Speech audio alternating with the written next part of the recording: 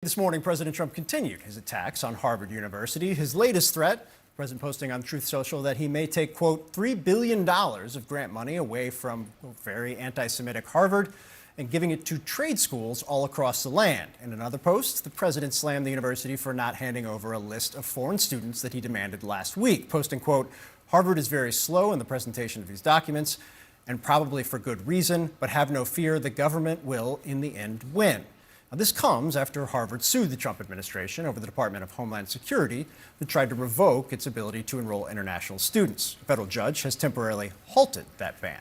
Here to discuss this and more is our panel. Thank you both for being here. Shemar, I want to start with you. In light of the escalating attacks on Harvard, I want to play something from Federal Reserve Chair Jerome Powell. He said it at Princeton University yesterday. Our great universities are the envy of the world and a crucial national asset. Look around you, and I urge you to take none of this for granted. When you look back in 50 years, you will want to know that you've done whatever it takes to preserve and strengthen our democracy and bring us ever closer to the founders' timeless ideals. Sure, Michael, put the lighting aside there, which is a little ominous. Look, the Fed chair is no stranger to tangling with the president, but those comments were pretty obvious in terms of intent. What do you make of them? I mean, I agree that institutions like Harvard are certainly a beacon of what America has to offer. I'm not necessarily against having some foreign students attend the university. I'm concerned about the number of Chinese students. I don't want to educate our adversary. That's a separate conversation. However, taking $3 billion away and appropriating that money for trade, that would absolutely benefit way more Americans than the number of Americans who attend Ivy League institutions such as Harvard. And I would say the president's overall argument in general, you think about this from this perspective. Harvard lets in, I believe, 27% of its total population as foreign students, about 1 in 4. Now, if you were to decrease that, you open up potential slots for a lot of underprivileged individuals. And I'm not just talking about black kids here, Phil. I'm talking about any ethnicity, Hispanic underprivileged, white underprivileged, who would be given an opportunity to attend an institution such as Harvard because they have the intellectual faculties, but they don't let in a lot of underprivileged students. So I think there is a legitimate argument to make, can you make more room for more Americans compared to the foreign students that we've made room for? That is a more thorough argument than I've seen the president make. And the trade school, I don't think anybody disagrees on the issue. Trade schools and trying to redirect funding towards trade schools has been something bipartisan administrations have tried to do over the course of the last decade or two. I'm just interested, Michael's point, how do you think that tracks with what's happening right now? Well, he makes a good point, but it belies something that's totally incorrect. Of the large percentage of that 27% of international students who attend Harvard University at any given point, the overwhelming majority are for grad school. This is not students who are undergraduate at all. They're talking about graduate school admissions. So we're talking about those at the Harvard Kennedy School, for instance, studying government. We're talking about those largely at the School of Medicine, who are your next innovators when it comes to breakthroughs in cancer research and things like that. Those students aren't moving towards trade schools. They're not making the decision between going to a Harvard graduate school versus going to a trade school. Those are two very different tracks. We're not talking about undergraduate enrollment at all, and that's where Donald Trump gets it incorrect. The secondary thing is, I don't think anybody has a problem with expanding trade schools and ensuring that students have options. There is a pathway, and there should be a pathway, regardless of whether you choose the 4-year track, the 2-year track, or a certification track. I worked at City College of Chicago for a while. I believe heavily in trade schools, apprenticeships, and the necessary means of getting students into in-demand careers that do not require 4-year college degrees or the debt that comes along with them. But I think that those are two very different arguments to be made because, again, that 27%, we're talking about graduate students. These are students who have already received an undergraduate education. Many, for those international students, actually receive that undergrad education from schools abroad, from their home nations. In the same way that American students will go to the London School of Economics or go to the University of Cambridge or any place else. Largely, that's for graduate education and the process of, employment post-grad for them. That is not the same as undergraduate students, which Harvard still has a high percentage of American students who attend their undergraduate university. Now, I love Amisha, and Amisha and I, Phil, have had these conversations for years and years and years about education because this is something that she specializes in. She loves it. She has a huge passion in it. The dichotomy here, though, I think, Amisha, is fascinating.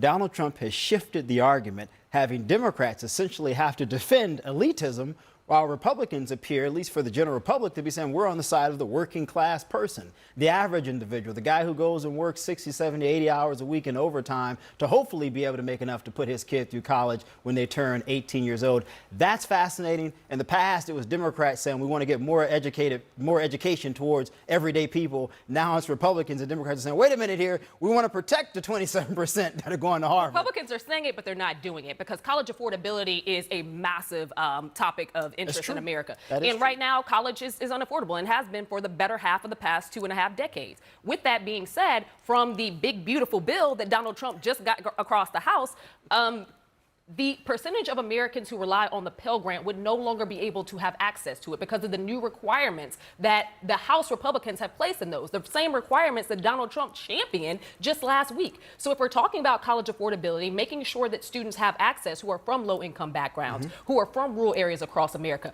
who deserve the right to be able to attend an institution of their choice, be it whether that is a community college or a four-year university, Republicans are chopping them off at the knees when it comes to the opportunity. I would agree with you about focusing on Pell Grants. We certainly want to make sure accessibility and affordability is there. I would argue, though, that the problem with cost isn't necessarily relegated to grants from the government. You know this better than I do. You've educated me on this. I think we need to completely restructure how colleges constantly raise tuition every 4 years, ballooning it to a way where the average person can't afford it in general. That's a bipartisan issue. We give them billions of dollars, which is ridiculous. We do grants, which we're probably not going to be doing much grants anymore to Harvard. I'm not going to have a problem with foreign students. But it shouldn't be 31%. It's too much because we have Americans that want to go there and to other places, and they can't go there because you have 31% foreign. Now, no foreign government contributes money to Harvard. We do. Well, as a matter of fact, Harvard received more than $151 million in contributions from foreign governments between January 20th and October 2024. And its international students make up 27% of the student body, not 31%, as President Trump repeatedly says. Small details that, well, they may matter as the feud between the president and the Ivy League continues to escalate. In a Truth Social post this morning, Trump announced he is after a list of all foreign students enrolled at the university. My panel is back. So where does this feud end? In courts. Yeah. And already Trump has been stopped by one federal judge in trying to prevent international students from going to Harvard, but they're going to keep fighting it. And there are a whole host of other actions they're taking against Harvard, too. Yeah, it's in some ways it's good that they're going after Harvard because Harvard's got, Harvard is kind of like a private equity fund that teaches kids on the side. So it's got the resources to be able to deal with this. And I think Trump is directionally right about some of his criticisms of Harvard and in higher ed in general. The reliance on foreign students isn't just, it's problematic for a bunch of different reasons. In part, like they get to play diversity games where they will take rich kids from Africa and Asia and count them towards their DEI numbers and all these kinds of things. That's all fine. The problem is the method by which he is doing this is just so, it's not using a scalpel or even a hatchet. It's using hand grenades, and it's a mess.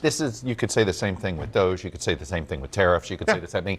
Everything he may, this has been, and this is a warning to my Democratic friends here, which is, they think that the public's frustration with Trump and unhappiness, it's not about his goals. It's about his execution of the goals. It's competency, and he's going about this.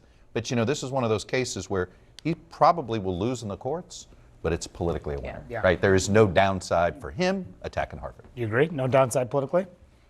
I guess I wonder if it stops at Harvard. It feels like that is the person that he is jousting with now. But I went to Ohio State. We have a large number of international students there. Is he going to go to a red state with a red governor where his vice president is from and actually went to school and asked for a list there? And the question is, why does he want these students? So I do think that it is not, I think Harvard needs to push back. I think universities need to push back. I don't think what Donald Trump is doing and the way he's doing is right, but I don't think it is the political win writ large in the story to take Donald Trump down. Hey, look, the concern is the impact across higher education. Yes. This is what the Wall Street Journal's conservative editorial board wrote about this effort led by Christine Noem of the Homeland Security Secretary. Mr. Noem's order will echo around the world as a signal that the U.S. is no longer open to educate the world's brightest young people. Foreign students will get the message and take their talents elsewhere.